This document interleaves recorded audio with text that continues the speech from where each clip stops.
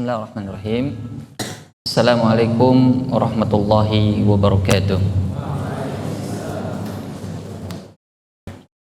Alhamdulillahirabbil alamin, wassallallahu ala nabiyil mustafal amin wa ala alihi wa ashabihi at-tayyibin at-tahirin wa man tabi'ahum bi ihsanin ila yaumiddin.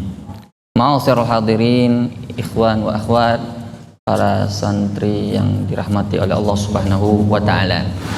Alhamdulillah, kembali kita diberi oleh Allah kesempatan untuk melanjutkan kajian kita tentang sifat sholat Nabi.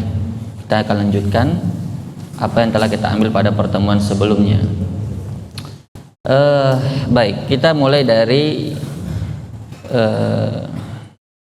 karena kita sudah ambil beberapa pada pertemuan yang lalu. Kita akan mulai dari Al-Fatihah ya.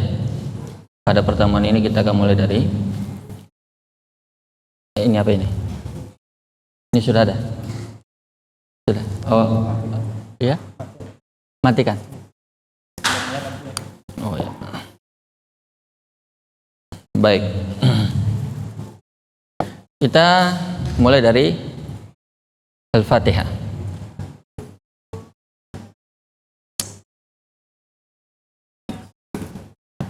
Tidak ada jawais hari ini. Tidak ada hadiah ya. Tapi mudah-mudahan tidak mengurangi semangat. Tetap semangat walaupun tanpa hadiah.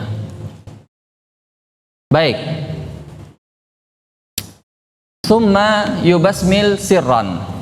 Kemudian ya setelah dia membaca doa iftitah yang kita sudah sebutkan jenis-jenisnya, ada sekitar 13 doa yang sabit dari Nabi dan boleh divariasikan. Maksudnya diganti-gantikan bacaannya. Kalau sholat zuhur, doa iftitahnya misalnya Allahumma ba'id baini. Kalau sholat asar, misalnya doa iftitahnya Allahu akbar kabira, dan seterusnya. Itu divariasikan. Itu lebih bagus supaya menghidupkan semua sunnah. Ustaz, bagaimana kalau yang cuma hafal satu doa iftitah saja? Tidak apa-apa, sambil berusaha menghafal doa iftitah yang lainnya. Karena kalau doa iftitah yang banyak itu dihafal, itu semakin membuat seseorang bervariasi doanya dalam sholatnya, karena masing-masing doa iftitah itu berbeda-beda doanya. Maka afdolnya seluruh doa iftitah yang berasal dari Nabi itu dihafal semua dan diganti-gantikan bacanya di dalam sholat kita.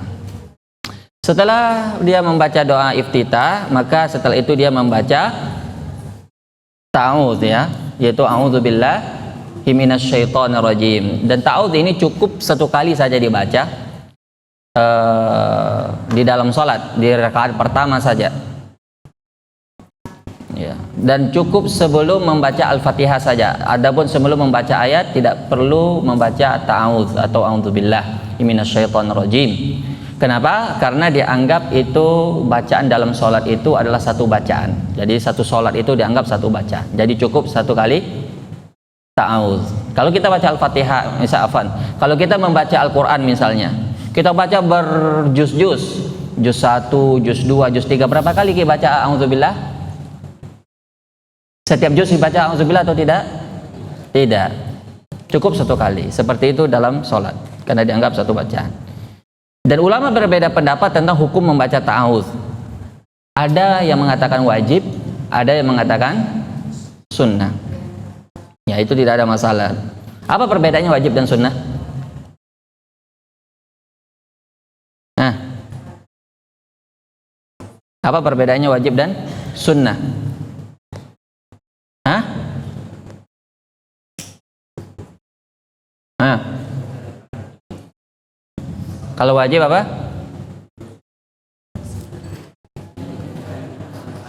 Ya, angkat tangan yang menjawab. Ya, yang ini. Apa itu wajib adalah? Jadi sebut dulu.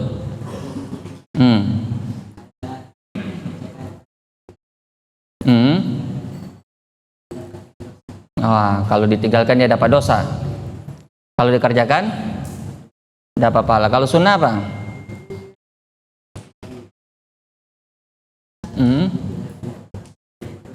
Tidak berdosa, tidak rugi. Tidak rugi. Tapi tidak berdosa. Tak. Masya Allah. Sekarang saya pertanyaan berikutnya, apa persamaannya wajib dan sunnah?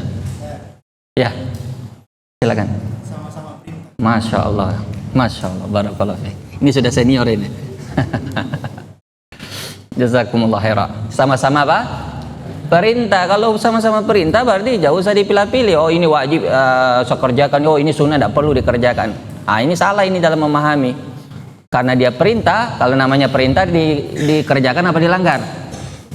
Yang namanya perintah, misalnya ada gurunya perintah, hafal ini perintah, sunnah apa wajib Ustaz? Jadi harus dikerjakan. Baik. Sekarang kita masuk. Summa yubasmil sirron. Kemudian dia membaca bismillah secara sir. Inilah pendapat mayoritas ulama. Kebanyakan ulama berpendapat hal demikian, yaitu hukum membaca bismillah sebelum Al-Fatihah itu tidak dikeraskan, alias sir, pelan. Makanya kalau kita lihat Imam Masjidil Haram, Masjid Nabawi itu tidak ada yang menjaharkan basmalahnya, karena itulah pendapat mayoritas ulama.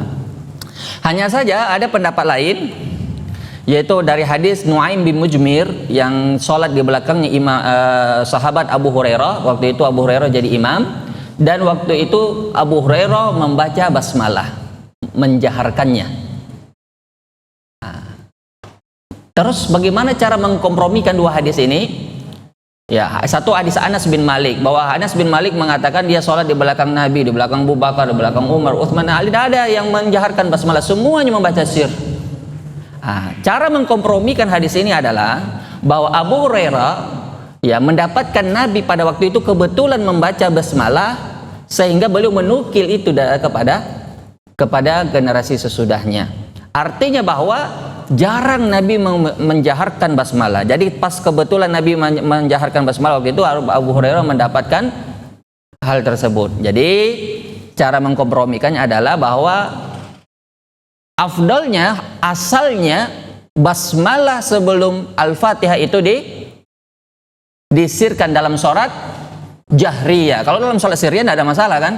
Dalam sholat zuhur, asar memang Al-Fatihahnya dibaca sir, jadi tidak perlu kita bahas apakah Al-Fatihah basmalahnya sir atau tidak, karena memang dibaca sir Al-Fatihahnya. Tapi yang kita bahas sekarang ini adalah pada sholat jahriyah yang dijaharkan, yaitu seperti subuh. Nah, apakah dibaca? Kan ke sebagian imam ada dia keraskan Bismillahirrahmanirrahim, Alhamdulillahi Rabbil Alamin. Jadi baca bismillah, dijaharkan. Sebagian imam tidak, dibaca Bismillahirrahmanirrahim, Alhamdulillahi Rabbil Alamin. Yang mana yang benar itu? Dua-duanya benar, sabit dari Nabi SAW. Hanya saja cara mengkompromikannya, hukum asal dari membaca mayoritas ulama mengatakan tidak dijaharkan. Adapun sesekali maka tidak mengapa. Baik, kita lanjut. Jadi tidak ada masalah ya dalam baca basmalah. Jadi kalau di sini dan ke masjid-masjid yang di luar sana membaca basmalahnya dijaharkan mungkin tidak ada masalah. Hanya saja kalau kita bertanya afdolnya yang mana, maka afdolnya tidak dijaharkan. Karena itulah kebanyakan yang diriwayatkan dari Nabi dan para sahabat. Jadi hukum asal basmalah itu tidak dijaharkan. Tapi kadang-kadang tidak apa-apa dijaharkan. Syekh Sudais pernah sholat di Masjid Istiqlal. Pernah lihat? Beliau karena melihat kebanyakan imam atau masjid di Indonesia ini menjaharkan basmalah, akhirnya beliau sholat di Istiqlal dengan menjaharkan basmalah. Itu bentuk dari fikihnya orang supaya tidak ribut makmumnya. Nah, supaya tidak ribut karena perkara-perkara khilafiyah yang tidak masalah. Khilafiyah itu artinya perbedaan pendapat. Jadi tidak perlu peruncing karena ini masalahnya masalah ringan. Baik, kemudian setelah kita membaca basmalah, maka setelah itu kita membaca Al-Fatihah. Dan Al-Fatihah itu banyak sekali pembahasannya, berbicara keutamaannya, berbicara tentang ayat per ayatnya, itu tidak perlu kita bahas karena pembahasan kita ini sekarang tentang apa? Sifat salat Nabi. Jadi kita berkaitan dengan sifat salat Nabi saja kita bahas. tentang perkara yang berhubungan dengan Al-Fatihah. Yang pertama yang berkaitan dengan Al-Fatihah, Al-Fatihah itu hendaknya dibaca secara pelan ya, dan dibaca berhenti setiap akhir ayat. Jadi jangan disambung-sambung. Alhamdulillahirabbil alamin arrahmanir rahim maliki yaumiddin. Itu tidak benar cara membaca seperti itu. Ya. Walaupun panjang nafas tetap dibaca per ayat. Kenapa? Ada hadis yang mengatakan, hadis qudsi, ketika hambaku membaca alhamdulillahirabbil alamin, apa kata Allah? Majjanani abdi, hambaku memujiku. Ar-Rahmanir Rahim, Allah menjawab, asna alayya abdi, hambaku menyanjungku. Maliki yaumiddin, ya, kemudian Allah subhanahu menjawab hal yang sama, menyanjungku, memujiku. Kemudian sampai pada perkataan iyyaka na'budu wa iyyaka nasta'in, Allah mengatakan hadza baini wa baina abdi wa li abdi masal. Inilah antara aku dan hambaku, dan aku akan mengabulkan permohonan hambaku. Barulah kita berdoa di situ. Apa doanya? Ihdinas siratal mustaqim. Ya Allah, berilah kami hidayah ke jalan yang lurus. As-sirat, jalan. Al-mustaqim, lurus. Siratal ladzina an'amta alaihim, jalan yang engkau beri nikmat atas mereka. Kita mungkin ingin bertanya, apa yang dimaksud dengan jalan yang diberi nikmat?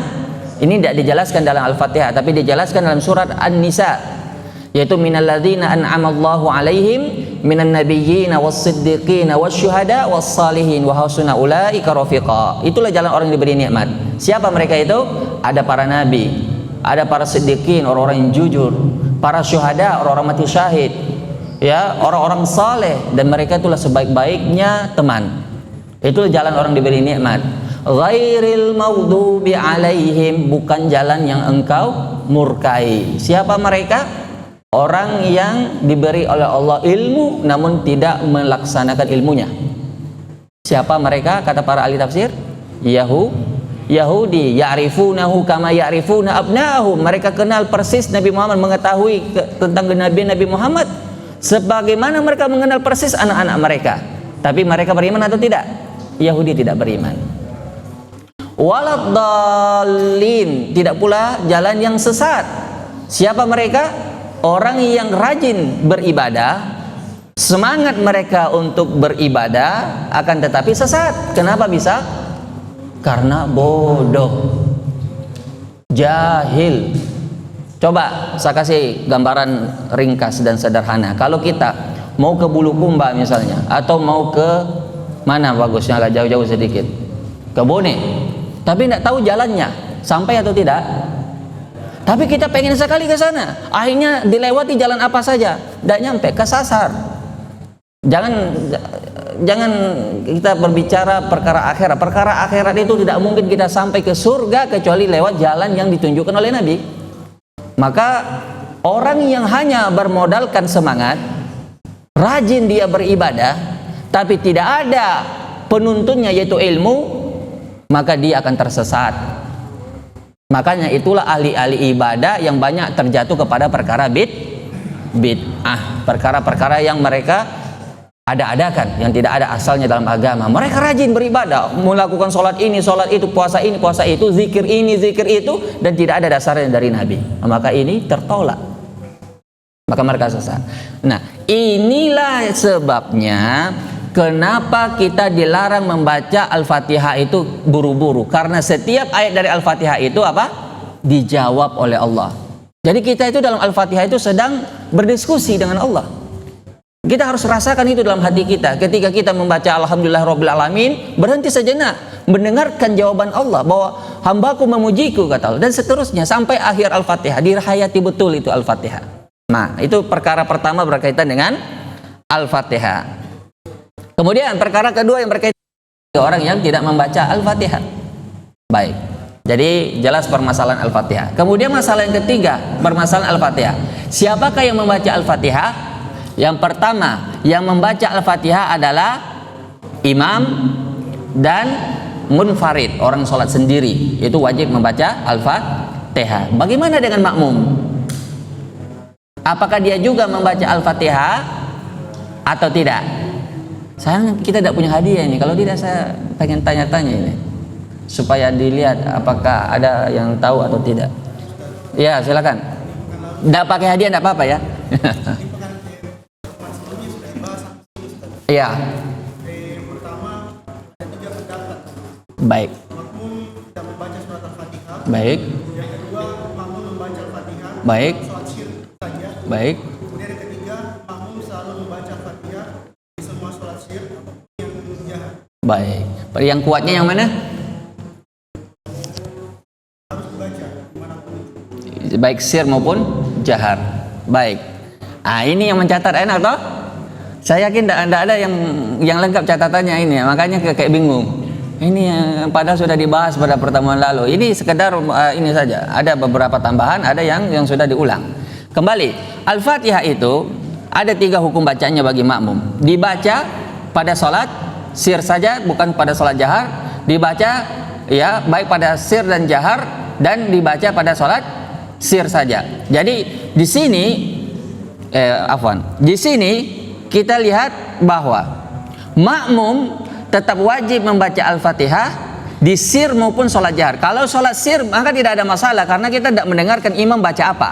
Betul tidak? Dia baca untuk dirinya sendiri. Ini diperkuat oleh riwayat Abu Hurairah bahwa iqra'u fi nafsik, baca dalam diri masing-masing.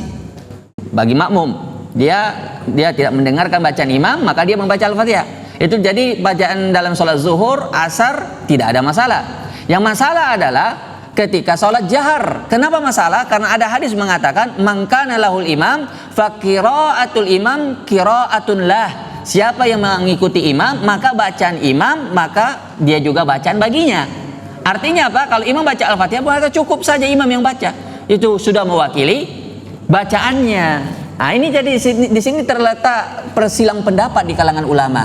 Apakah itu sudah mewakili makmum atau tidak? Tapi ternyata ada hadis lain yang menunjukkan ketika Nabi sholat subuh, ternyata beliau tersendat bacaannya, dan setelah selesai sholat subuh Nabi bertanya, apakah kalian membaca di belakang imam? Dibilang para sahabat iya. Lalu dibilang Nabi apa? La taf'alu, jangan kalian lakukan itu illa bi umil kitab, kecuali Al-Fatihah, fa innahu la sholata liman lam yaqra biha, karena sesungguhnya tidak ada sholat bagi orang yang tidak membaca Al-Fatihah. Sisi pendalilannya adalah ini sholat apa? Sholat jahar, itu sholat subuh. Dan Nabi tetap memerintahkan sahabat membaca Al-Fatihah. Itu ya pendapat yang lebih kuat. Jadi makmum tetap membaca Al-Fatihah. Pertanyaan berikutnya, kalau makmum membaca Al-Fatihah, kapan dia membaca Al-Fatihah? Apakah duluan, belakangan, atau terserah saja kapan maunya? Ya di belakang.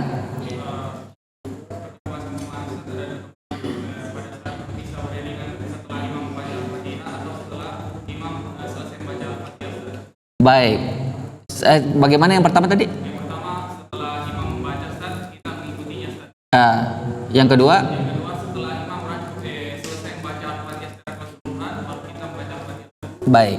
Itu dua-duanya benar. Kenapa? Karena kaedahnya adalah innama ju'ilal imam liyutamma bih. Imam itu gunanya untuk diikuti. Kalau diikuti boleh didahului atau tidak? Tidak boleh. Maka kapanpun kita baca Al-Fatihah itu tidak ada masalah selama kita tidak mendahului imam membaca Al-Fatihah. Jadi misalnya imam membaca Al-Fatihah, kita ikuti dari belakang, yang penting kita tidak mendahuluinya. Itu kaedahnya. Kaedah umumnya tidak boleh mendahului imam dalam seluruh bacaan termasuk Al-Fatihah. Baik. Jadi permasalahan Al-Fatihah ini cukup banyak. Kemudian setelah kita tahu kapan kita membaca Al-Fatihah, apa lagi masalah berikutnya? Ini sudah masuk kita pelajaran baru ini, tambahan. Ya.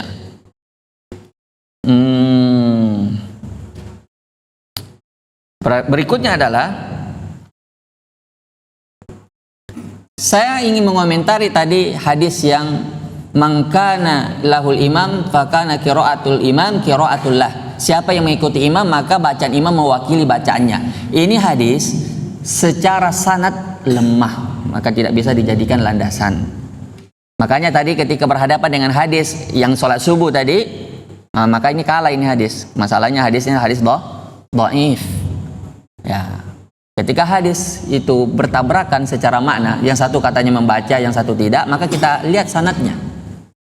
Maka disitulah namanya mentarjih, menguatkan salah satu dari tinjauan-tinjauan ilmu yang dibenarkan dalam mentarjih, seperti dari sisi sanad. Kalau hadis sahih bertentangan dengan hadis lemah, maka didahulukan hadis sahih.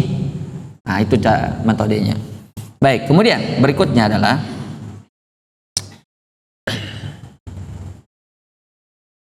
ya, di antara menunjukkan ya dalil yang menunjukkan Al-Quran itu wajib dibaca oleh makmum maupun imam maupun munfarid, itu dalil yang kita bacakan tadi, yaitu hadis qudsi yang mengatakan bahwa Allah itu menjawab setiap ayat yang kita baca. Idza qala al-abdu alhamdulillahi rabbil alamin qala majjanadi abdi, hambaku menyanjungku. Itu berlaku untuk siapa saja. Siapa yang baca Al-Fatihah, Allah jawab bacaan Al-Fatihahnya.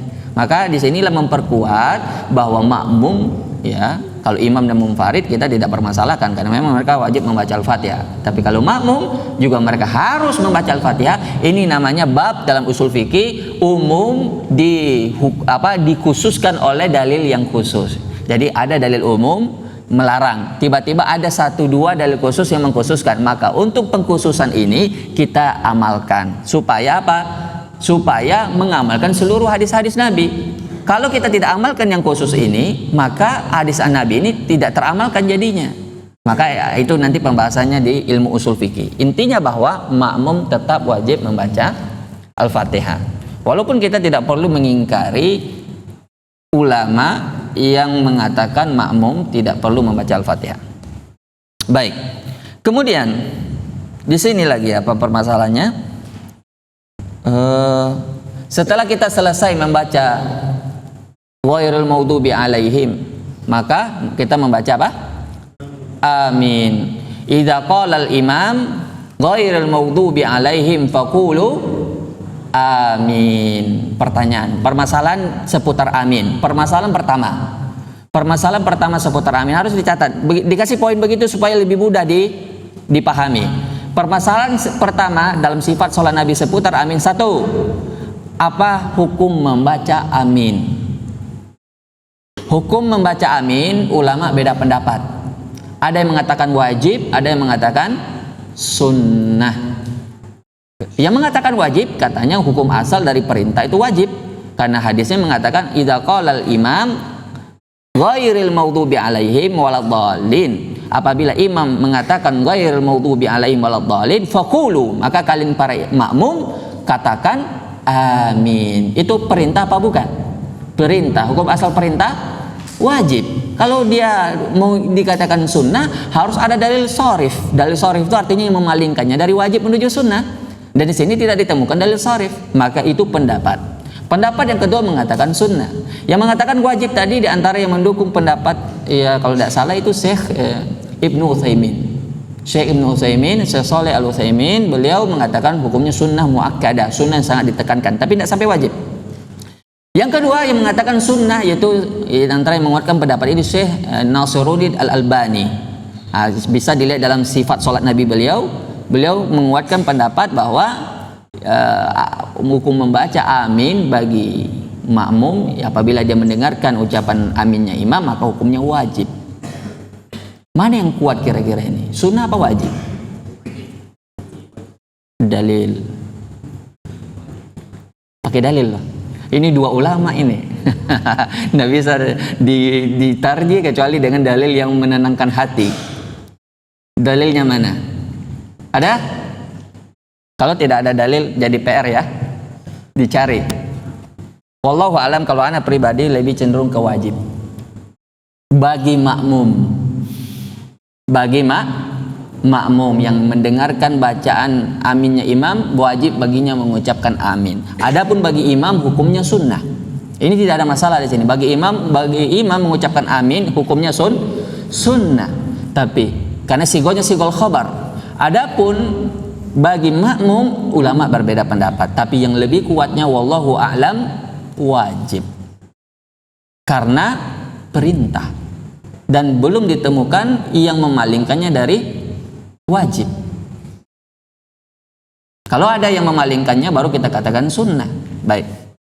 Dan ana belum lihat penjelasan Syekh Al-Utsaimin kenapa beliau lebih menguatkan pendapat sunnah muakkadah. Beliau pasti mempunyai dalil yang kuat, tidak mungkin tidak. Tapi ana sendiri belum melihat dalil yang beliau gunakan untuk menguatkan pendapat sunnah muakkadah, hukum mengucapkan amin bagi makmum.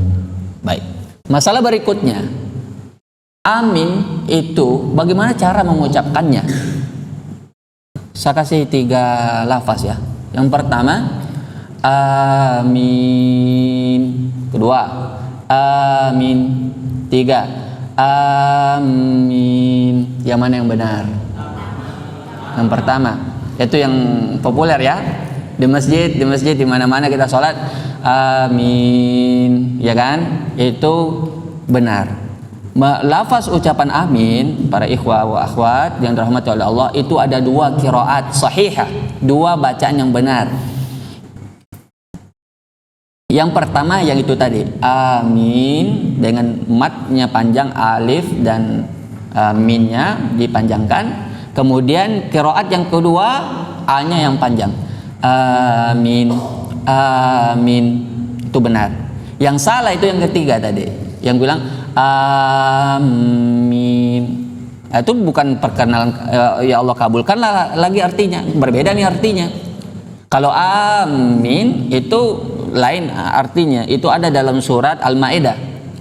Dalam surah Al-Maidah, wala ya apa bunyi ayatnya, ya ayyuhalladzina amanu la tuhillu sya'irallahi wala syahrul haram walal qalaid wala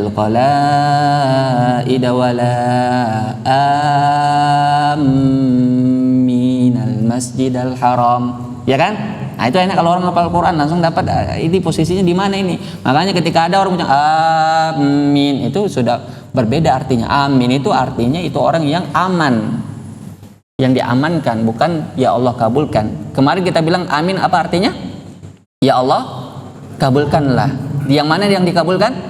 Doa kita di Al-Fatihah yang mana kemarin? Ihdinas siratal mustaqim siratal ladzina an'amta alaihim. Itu doa kita dalam Al-Fatihah. Maka kata para ulama bahwa amin itu bukanlah ayat dari Al-Fatihah. Baik. Jadi amin itu adalah yang berarti Allahumma stajib. Baik. Setelah kita mengucapkan amin, baru kita membaca apa? Membaca ayat. Membaca ayat itu didahului dengan bismillah atau tidak? Tidak didahului dengan bismillah, langsung membaca ayat, dan tidak pula didahului dengan ta'awudz. Ya. Bagaimana aturannya membaca ayat? Ayat apa yang dibaca setelah Al-Fatihah? Asalnya seluruh ayat dalam Al-Quran ya, dari juz 1 sampai juz 30 itu boleh dibaca. Terserah mau baca yang mana. Tapi tentu Nabi mempunyai aturan-aturan, maksudnya beliau membiasakan ya dalam sholatnya membaca ayat-ayat tertentu. Misal dalam sholat subuh beliau membaca tiwal mufassal. Ya, tiwal mufassal itu mulai dari Qaf. Itu panjang-panjang kan? Qaf, terus surat yang pokoknya yang panjang-panjang, surat Al-Qamar, Ar-Rahman, ya kan? Al-Hadid. Ya, itu dibaca di sholat subuh. Terus kisar mufassal yang pendek-pendek mulai dari Wadduha, ya kayak yang sering kita yang langganan ya, Qul huwallahu, Qul a'udzu birabbin nas, Inna a'taina, itu dibaca di sholat maghrib.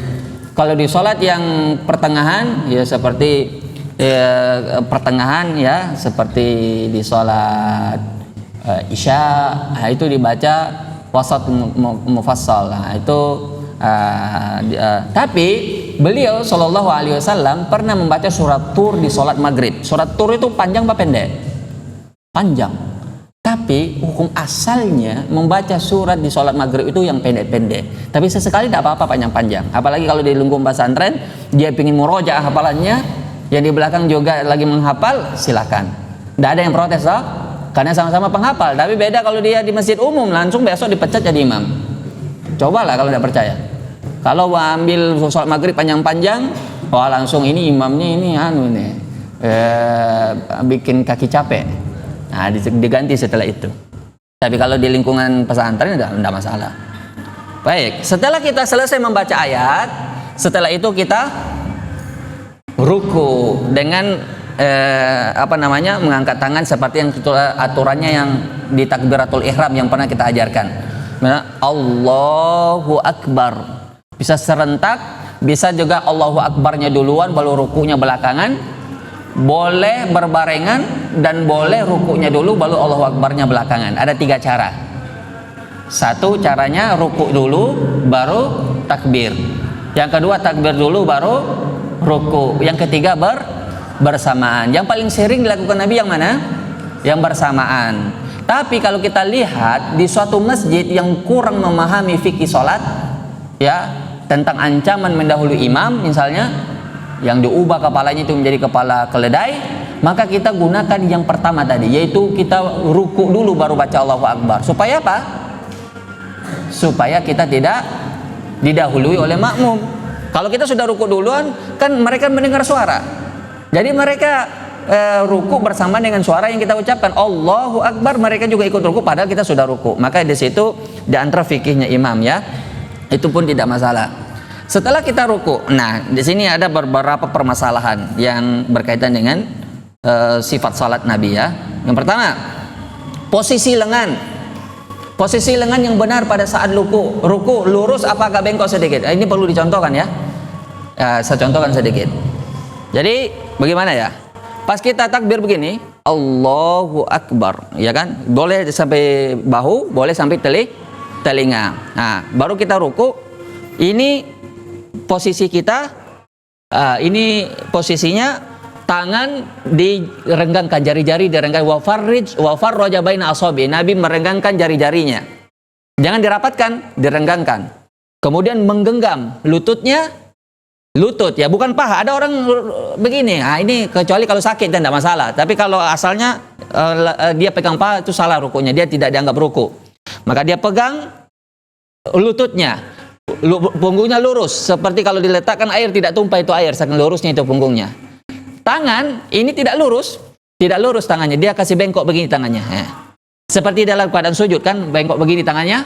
Maka ruku pun seperti itu, karena Nabi mengatakan dia tak jajafa, dia renggangkan antara sikunya dan, ya, perutnya. Nah, jadi agak begini. Nah, kemudian pandangannya lurus ke depan. Jadi ruku yang benar seperti itu. Ya, jadi ruku yang dicontohkan oleh Nabi SAW itu yang pertama, jari-jarinya direnggangkan dan ditaruh di atas lutut. Kemudian punggungnya rata, kepalanya rata sejajar dengan punggung. Kemudian setelah itu tangannya itu agak bengkok sedikit, tidak lurus. Itulah sifat ruku yang dicontohkan oleh Nabi SAW. Kemudian apa yang dibaca pada saat itu?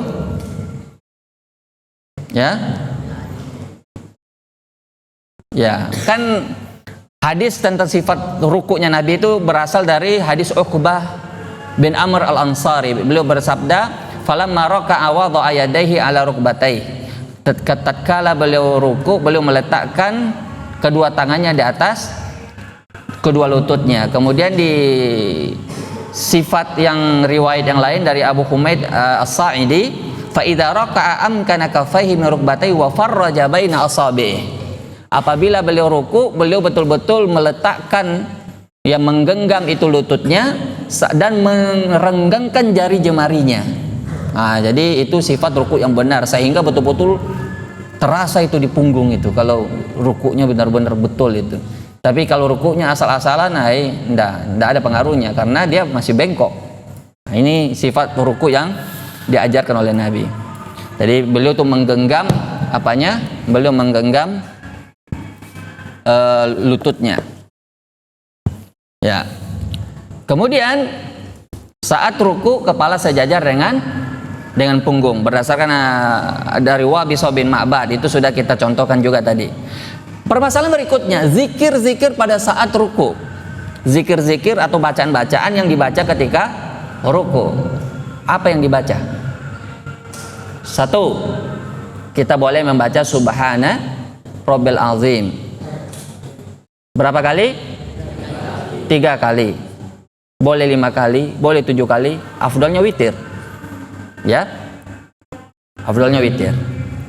Kemudian ada lagi bacaan yang lain dengan membaca Subhana Rabbil Azimi wa bihamdi. Hadis ini tentu disebutkan oleh Imam Abu Daud ya dalam sunannya dan disahihkan oleh Syekh Albani, dibaca juga 3 kali. Doa yang lain, Subuhul Quddus Rabbul Malaikati Waruh, itu juga doa pada saat ruku. Nah, ini sama persis dengan tadi doa iftitah, bervariasi. Pertanyaannya, boleh dibaca semuanya sekali ruku atau tidak? Hukum asalnya tidak boleh. Hukum asalnya cuma satu bacaan. Kalau ingin lama rukunya diulang-ulangi satu bacaan itu.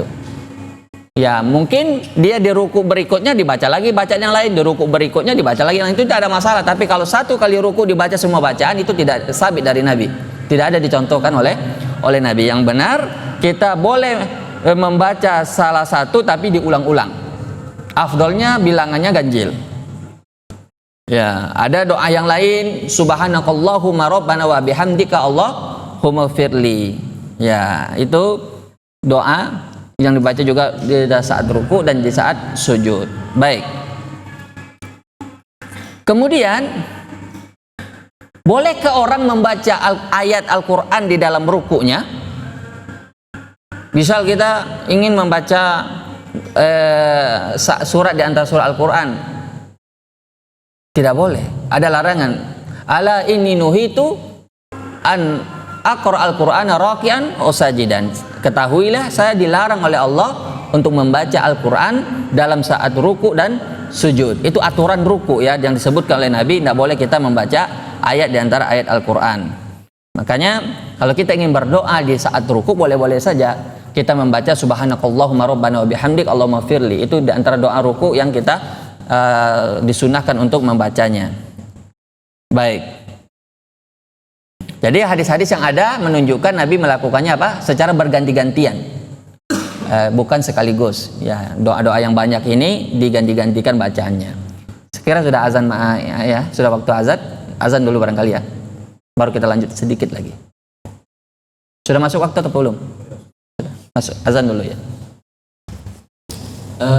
Tadi kita sudah menyebutkan sifat rukunya Nabi. Siapa yang mau maju satu orang ke depan yang mau mencontohkan tanpa saya ajari? Silakan. Ya, mulai dari takbir kemudian ruku. Ya, Allahu Akbar. Ruku. Grogi, enggak apa-apa.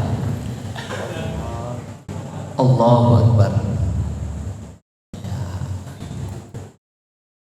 Ada yang salah dari rukunya? Cepat jawab, ini orang lama-lama capek. Hah? Kepalanya? Ya, saya baru turun ke kepalanya. Apanya lagi yang salah? Punggungnya yang belum rata ya. Apanya lagi yang salah? Ya. Ya. Maju sedikit di sini, di depan. Kasih contoh yang benar. Ya, coba. Allahu Akbar. Ya. Iya, sudah saya wakili ya. Baik. Ya. Ini memang mencari masalah memang. Baik. Ya. Kurang datar punggungnya. Ya. Kepala.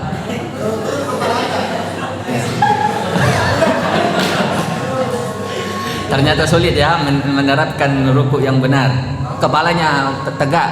Kepalanya itu harus jangan diangkat. Lurus ya. Sedikit lagi ke bawah. Ya, sejajar dengan punggung. Sudah cukup. Sejajar dengan punggung.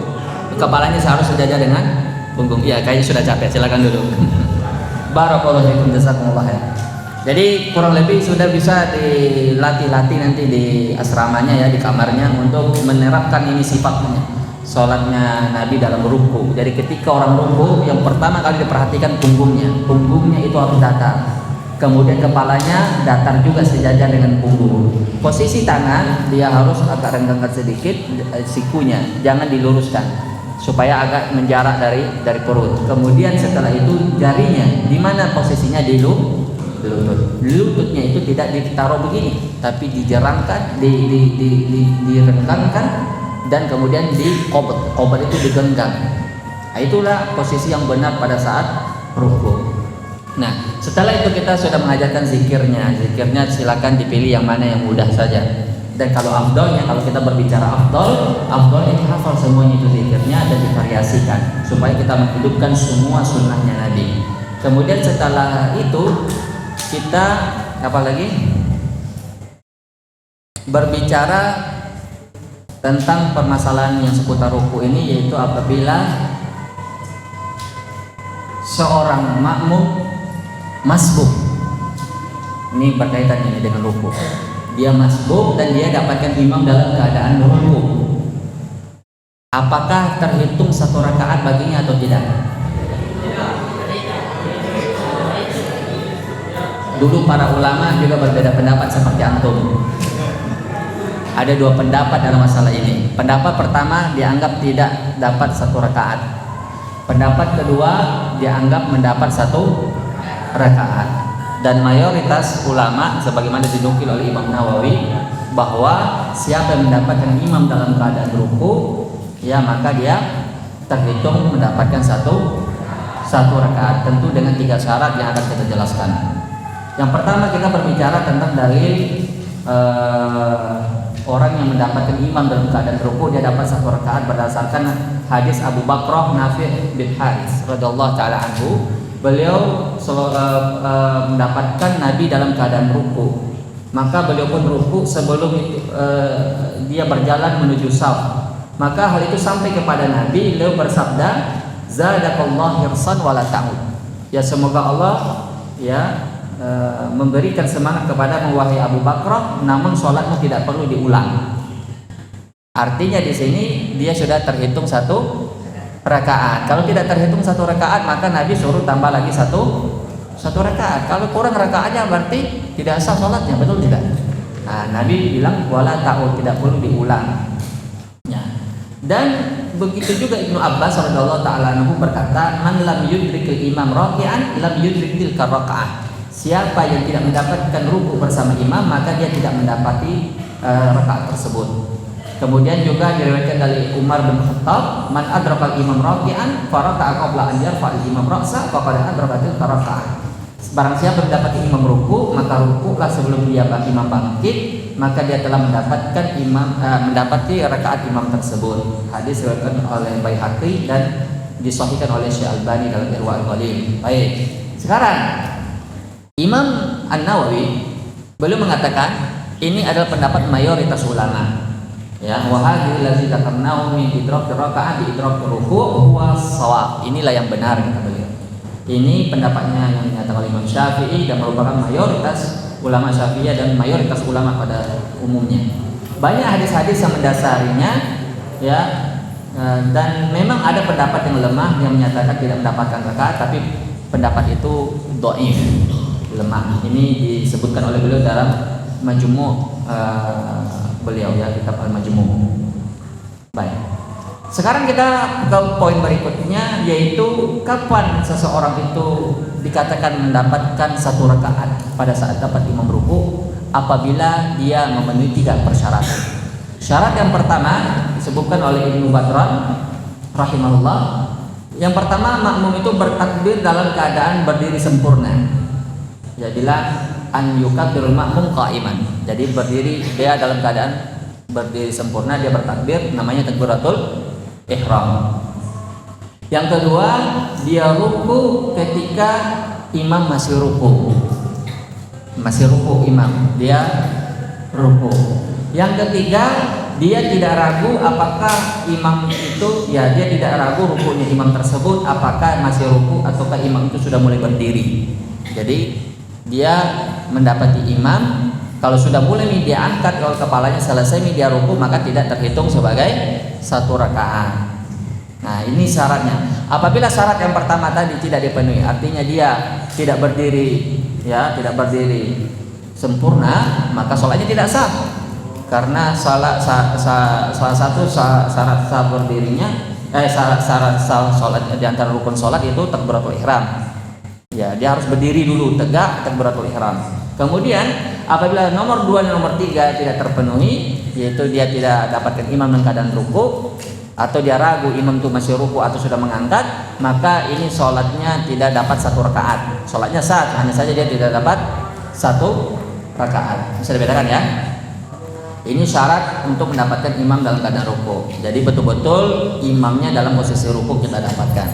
Jadi kita bisa poinkan. Yang pertama poinnya adalah ruku itu adalah rukun di antara rukun sholat. Kemudian zikir subhana rabbil azim, ya, itu bacaan zikirnya atau bacaan rukunya itu hukumnya 1 kali wajib, lebih dari 1 kali hukumnya sunnah itu. Jadi rukunya adalah wajib, bacaannya yang 1 kali itu wajib, dan lebih dari 1 kali hukumnya sunnah. Kemudian takbir, kan takbir di dalam sholat itu kan terbagi 2, takbiratul ihram dan takbiratul intiqal, takbir perpindahan. Takbiratul ihram hukumnya rukun sholat, tidak sah, tidak ada yang namanya sholat tanpa rukun sholat. Jadi kalau takbiratul ihramnya tidak ada, maka tidak dianggap dia sholat. Yang kedua namanya takbiratul intiqal, hukumnya wajib. Jadi takbiratul perpindahan, setiap dia pindah ke gerakan berikutnya itu namanya takbiratul intiqal, yang hukumnya adalah wajib, yang dinamakan wajib sholat. Nah, sekarang permasalahannya adalah bagaimana dalam posisi dia masbuk ini, dia dapatkan imam dalam keadaan ruku, apakah dia bertakbirnya 1 kali yaitu takbiratul ihram saja, ataukah perlu dia bertakbir sekali lagi yaitu takbiratul intiqal? 2 kali dulu intiqal. Itu wajib hukumnya atau sunnah? Nah, siapa yang tahu jawabannya? Kalau takbiratul ihram kita sudah bahas tadi bahwa itu wajib hukumnya, dia rukun sholat. Tapi pertanyaannya, apa perlu dia takbir sekali lagi yaitu takbiratul intiqal dalam ruku atau tidak? Atau dia dapat imam dalam keadaan sujud, apakah dia takbiratul ihram dulu setelah takbir lagi menuju sujud atau tidak? Siapa yang bisa jawab? Ayo. Ada yang tahu jawabannya? Kita bilang tadi takbiratul intiqal hukumnya apa? Wajib. Ini pengecualian. Takbiratul intiqal bagi makmum yang masbuk hukumnya sunnah. Hukumnya sunnah. Artinya ketika dia 1 kali takbir saja yaitu takbiratul ihram, ketika dia masbuk langsung dia ruku, maka sah sholatnya. Karena hukumnya cuma sunnah, dalam arti di sini kalau dia datang dengannya maka dia lebih afdal, tapi kalau dia meninggalkannya maka sholatnya tetap sah. Ini hanya berlaku bagi makmum yang masbuk. Kemudian setelah yang ruku dia mengucapkan sami Allahu liman hamidah. Ini apa sholat? Apa hukumnya ini? Ucapan sami Allahu liman hamidah tahmid. Sami Allahu liman hamidah tasmi' ya. Rabbana lakal hamdu baru tahmid. Sami Allahu liman hamidah tasmi' ini apa sholat ini? Wajib sholat kah? Sunnah sholat kah? Rukun sholat? Wajib sholat. Nah, orang kalau meninggal wajib sholat maka dia wajib sujud sahwi. Nah, baik. Sekarang ucapan sami Allahu liman hamidah ini bagi makmum, bagi munfarid atau orang yang sholat sendiri, dan bagi saya ulangi, ucapan sami Allahu liman hamidah bagi imam, bagi orang yang sholat sendiri atau munfarid, dan bagi makmum. Bagi makmum ini ada silang pendapat di kalangan ulama. Apakah makmum mengucapkan sami Allahu liman hamidah ataukah dia langsung mengucapkan Rabbana walakal hamdu? Nanti ada 4 bentuk dari Allahumma rabbana lakal hamdu. Nah, itu nanti akan kita bahas. Sekarang permasalahan kita adalah apakah makmum, posisi kita di belakang imam, juga mengucapkan sami Allahu liman hamidah, atau kita mengucapkan langsung Rabbana walakal hamdu? Siapa yang bisa jawab? Kalau antum biasa antum ucapkan apa? Langsung Rabbana lakal hamdu. Ada yang berbeda? Ada yang mengucapkan sami Allahu liman hamidah juga, atau langsung Rabbana lakal hamdu? Jadi satu masjid ini semua mengucapkan apa? Rabbana walakal hamdu. Berarti ana satu-satunya yang berbeda dengan antum di sini. Tidak ada masalah berbeda, ulama berbeda pendapat dalam sifat salat Nabi itu tidak ada masalah. Ini kembali kepada pemahaman dalil. Baik, kita uji. Mudah-mudahan setelah ini antum ikut ana ya. Ana tidak mengajak orang mengikut pendapat ana, tapi silakan ditimbang sendiri. Baik, di sini ada dua pendapat ulama. Pendapat pertama mengatakan bahwa makmum mengucapkan Rabbana walakal hamdu dengan dalil idza qala sami Allahu liman hamidah faqulu Rabbana walakal hamdu. Apabila imam mengucapkan sami Allahu liman hamidah, maka kalian ucapkan Rabbana walakal hamdu. Kuat tidak dalilnya? Kuat. Tapi kita bandingkan sebentar. Itu pendapat pertama, bahwa makmum mengucapkan langsung Rabbana walakal hamdu. Pendapat yang kedua, tentu saya tidak akan menyebutkan dalilnya, penjelasannya panjang sekali. Ini kalau mau dibahas itu bisa sampai 3 halaman atau 4 halaman. Tentang dalilnya saja yang menguatkan ini pendapat. Tapi dalil yang paling pokok saja kita sebutkan. Bahwa dalil yang mereka pakai hadis ini. Itu pendapat pertama. Pendapat kedua, makmum tidak mengucapkan langsung Rabbana lakal hamdu, tapi juga ikut mengucapkan sami Allahu liman hamidah. Bagaimana ini? Nabi bilang apabila imam mengucapkan sami Allahu liman hamidah faqulu Rabbana walakal hamdu. Apabila imam mengucapkan sami Allahu liman hamidah, maka kalian ucapkan Rabbana walakal hamdu. Sedangkan ini pendapat kedua, Nabi bilang ucapkan juga sami Allahu liman hamidah. Baik, kita sebutkan dalil mereka. Dalil pertama, bahwa pertama setiap ruku dan bangkit dari ruku itu masing-masing memiliki zikir. Pas ruku kita membaca pas bangkit dari ruku pas bangkit dari ruku dan pas i'tidal berdiri tegak itu masing-masing memiliki zikir tersendiri. Jadi ada 2 zikir di sini. Zikir pertama pada saat bangkit dari ruku kita baca apa? Sami Allahu liman hamidah. Dan pas kita berdiri tegak baru kita baca Rabbana walakal hamdu. Kita uji ini pendapat pertama yang mengatakan kita membaca Rabbana walakal hamdu. Kapan itu dibaca? Rabbana walakal hamdu pas antum imam mengatakan sami Allahu liman hamidah, antum bilang apa? Rabbana walakal hamd. Itu kapan antum baca? Bangkit dari ruku atau pas berdiri lurus? Nah, kentaran salahnya di situ. Pas bangkit dari ruku toh? Betul tidak? Kan ketika imam sami Allahu liman hamidah, antum kan bangkit juga, tapi bacanya apa? Rabbana walakal hamdu. Pas berdiri lurus antum baca apa? Hah? Nah, berarti di sini antum pertama meletakkan zikirnya bukan pada tempatnya. Kesalahan pertama. Baik, kalau antum berusaha menghindari diri dari kesalahan pertama ini, antum taruh ini Rabbana lakal hamdu pas berdiri tegak di posisi yang sebenarnya. Ya, ketika tegak kan orang baca Rabbana walakal hamdu. Terus pas bangkit dari ruku antum baca apa?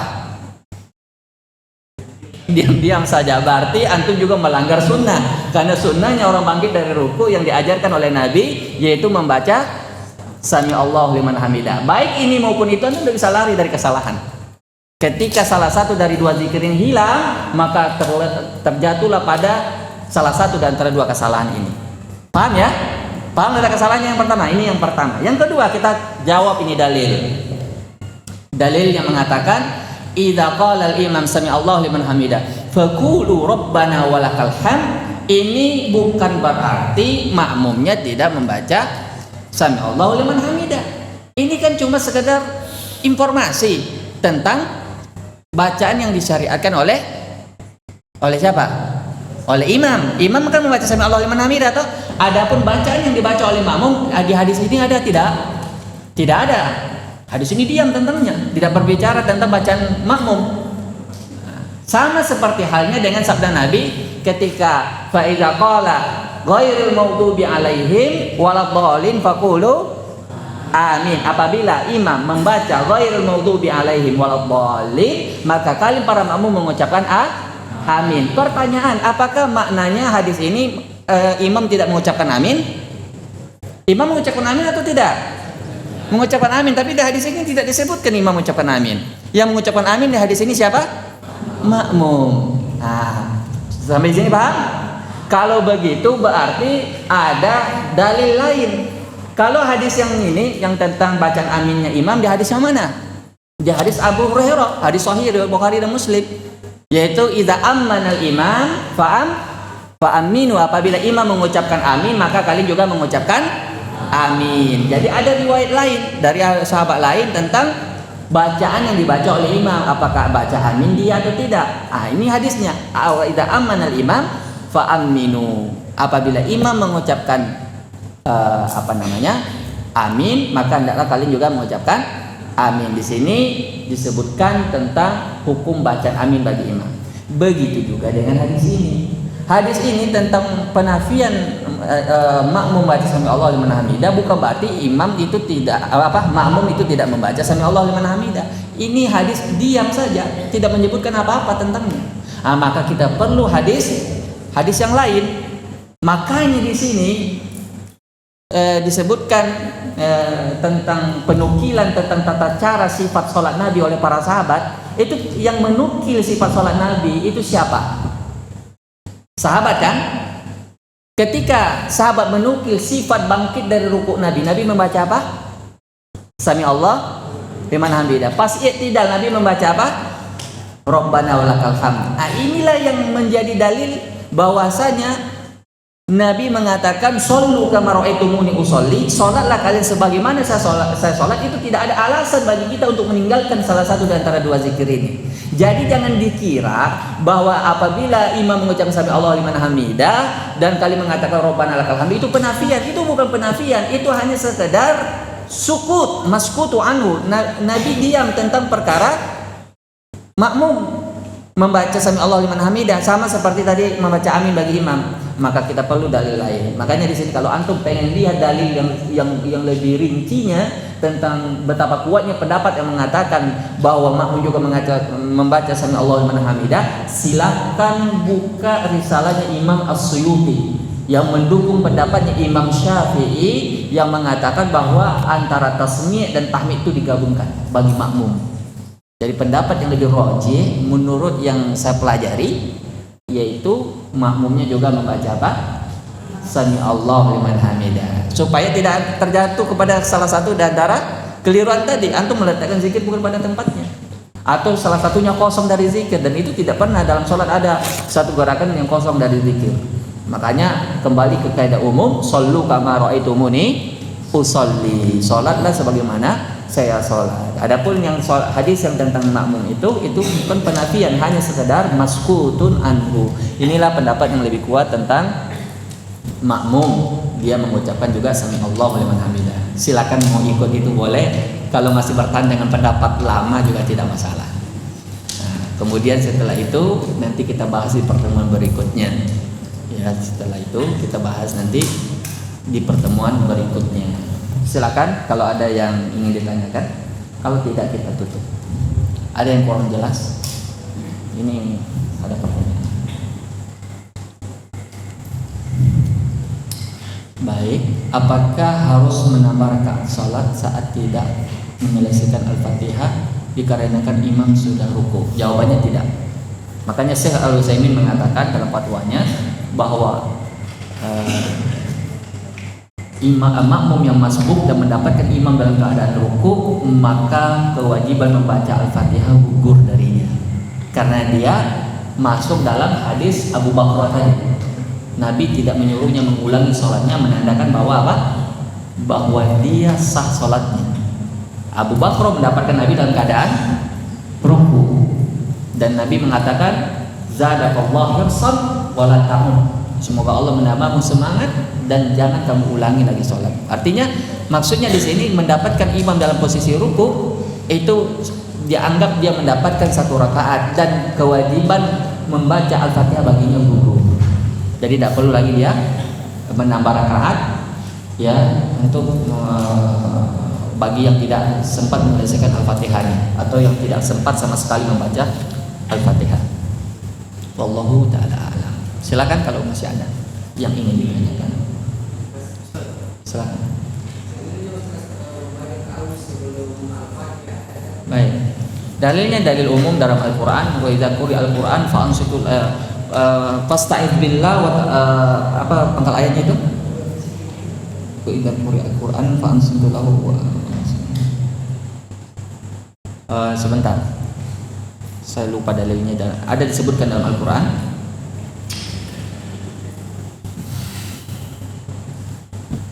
Fa idza qara'tal Qur'ana fasta'idz billahi minasyaitonir rajim. Itu dalil umum yang dipakai oleh ulama tentang membaca ta'awudz sebelum membaca Al-Fatihah. Dan juga dalil musii'us shalah. Dalil musii'us shalah yang diajar oleh Nabi tata cara salat yang benar. Ya, dia diajarkan juga membaca ta'awudz, kemudian faqra' ma tayassara ma'aka minal Qur'an. Kemudian baca yang mudah bagimu dari Al-Qur'an. Yang dimaksud di sini dalam riwayat lain itu ada Al-Fatihah. Jadi hadis induk, hadis pokok dalam sifat sholat Nabi yang dianggap sah, yang dianggap sempurna itu hadis musii'us sholat. Nah, makanya ketika terjadi perselisihan silang pendapat dan gerakan tertentu dari para ulama seperti Al-Fatihah apakah rukun atau tidak, itu kembalinya ke hadis musii'us sholat. Termasuk juga membaca ta'awudz. Baca ta'awudz itu juga disebutkan dalam tata cara sholat yang diajarkan Nabi kepada hadis musii'us sholat. Wallahu ta'ala alam. Tapi dalil dari Al-Qur'an, dalil umum yang dipakai oleh ulama itu tadi, ya. Fasta'idz billahi minasyaitonir rajim. Apabila kamu membaca Al-Qur'an maka beristi'adzah kepada Allah dari syaitanir rajim yang terkutuk, ya. Silakan kalau ada yang ditanyakan. Silakan.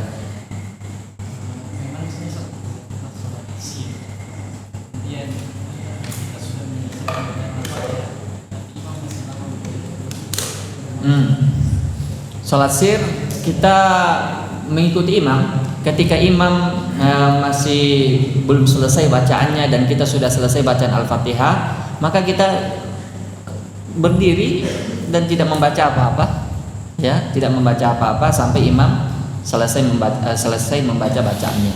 Karena kita juga tidak boleh mendahului imam. Ya, kalau kita sholat di belakang imam, walaupun ya kita sudah duluan selesai membaca bacaan Al-Fatihah dan bacaan ayat, maka kita harus tetap menunggu imam. Ya, yang itu jarang terjadi. Yang banyak di masjid-masjid itu kita belum selesai baca Al-Fatihah, imamnya sudah ruku duluan. Kebanyakan di masjid orang pengen cepat selesai. Tapi kalau ada kejadian seperti itu bahwa imamnya memang lambat bacaannya, maka kita diam mendengarkan. Tidak perlu dibaca lagi ayat-ayat yang lain, cukup dia diam mendengarkan. Wallahu a'lam. Silakan kalau ada yang lain. Silakan.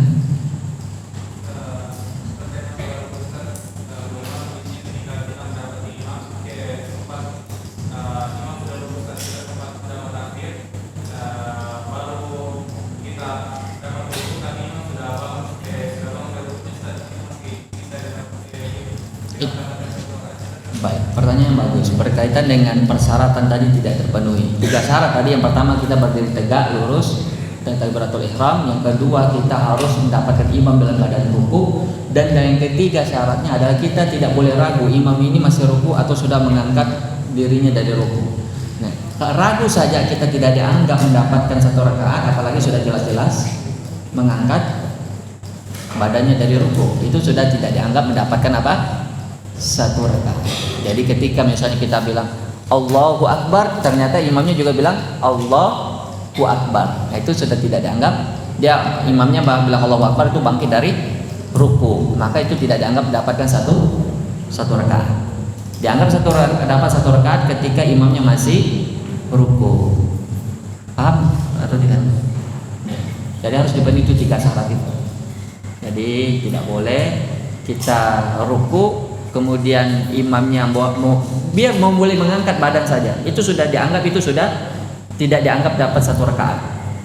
Jadi benar-benar imamnya dalam posisi ruku. Nah, Allah a'lam.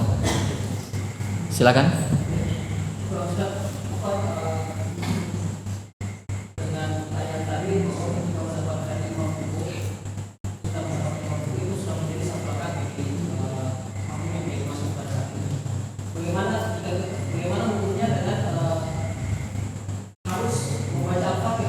Ya, itu tadi yang difatwakan oleh Syekh Al-Utsaimin, bagi mereka yang masbuk ini dikecualikan.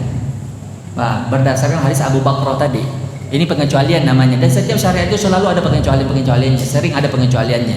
Di setiap kaidah itu selalu ada pengecualian. Contoh,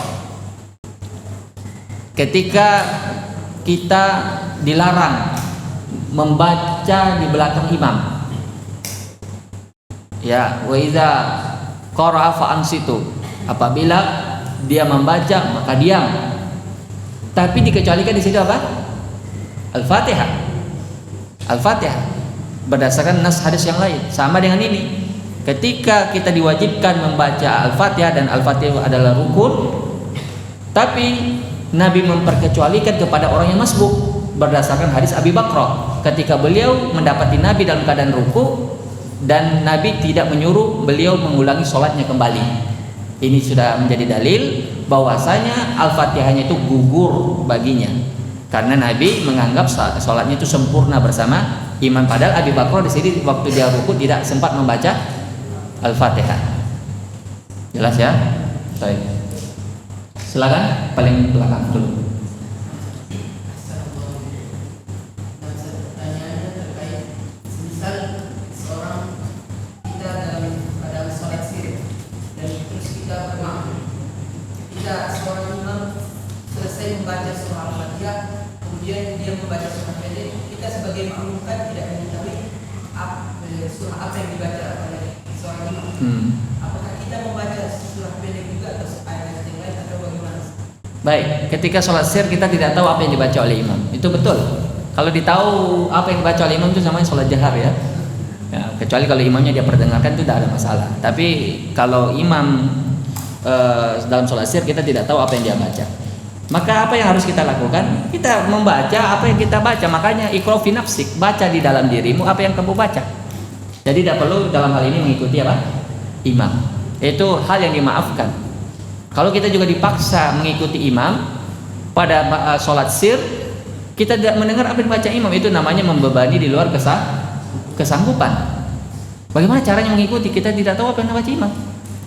Imam baca surah Al-Baqarah misalnya, kita tidak tahu dia lagi baca Al-Baqarah atau tidak. Kalaupun tahu, hafal tidak surah Al-Baqarah kira-kira? Belum tentu juga. Makanya itu sesuatu hal yang dimaafkan. Maksud saya, kalau dalam sholat sir itu bebas, makmum tidak dibebankan untuk mengikuti persis ayat yang dibaca oleh imam. Dia selesai membaca ayat yang dia baca, sudah selesai. Misalnya dia cuma baca qul huwallah, sampai selesai qul huwallah dia diam saja sampai imamnya menyelesaikan apa? Bacaannya. Dia baca inna atoina sampai selesai baca inna atoina, dia diam dan kemudian dia tunggu imamnya sampai selesai bacaannya. Baik. Silakan.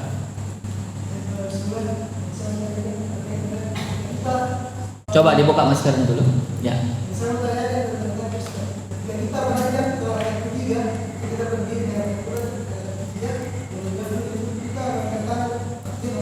Itu akan datang penjelasannya. Saya bisa saja menjawab itu mengangkat tangan atau tidak, itu jawabnya mengangkat tangan. Tapi kita akan bagus menjelaskannya secara berurutan. Itu lebih teratur di catatan dan bisa lebih mudah untuk dipahami. Nanti kalau diacak-acak nanti bingung. Silakan kalau masih ada, kalau tidak ada kita tutup. Di sini tidak ada. Terakhir ya. Makmum mau takbiratul intiqal. Baik. Kira-kira apa hukumnya? Wajib apa sunnah? Wajib. Takbiratul intiqal itu hanya diperkecualikan bagi orang yang masbuk. Kalau orang masbuk itu sunnah hukumnya. Kalau dia meninggalkan takbiratul intiqal, langsung saja takbiratul ihram satu kali takbir, maka sholatnya tetap sah. Tidak perlu sujud sahwi. Tapi kalau dia di luar itu, maka dia tetap wajib hukum, baik bagi imam, bagi makmum maupun sholat munfarid. Hukum takbiratul intiqal itu adalah wajib. Wallahu ta'ala. Baik, barangkali itu pembahasan kita. Sudah hampir jam 8. Subhanallah bihamdihi, asyhadu an la ilaha illa anta, astaghfiruka wa atubu ilaik. Assalamualaikum warahmatullahi wabarakatuh.